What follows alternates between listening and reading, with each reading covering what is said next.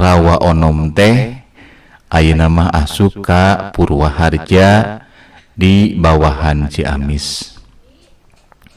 Ayeuna mah geus loba anu saat ku masyarakat oge geus dipake pasawahan anu upluk-aplak. Ngan sakitu ari carita-carita aheng nama nepi ka ayeuna oge teu laas-laas masih kene jadi buku catur. Kang Aan Merdeka Permana nyerat dina buku Sasakala Rawa Onom. Dina ieu buku ipis tangtu moal bisa kabeh dicaritakeun kursawatara bagian anu laksana kadadarkeun. Kitu ti pangarangna.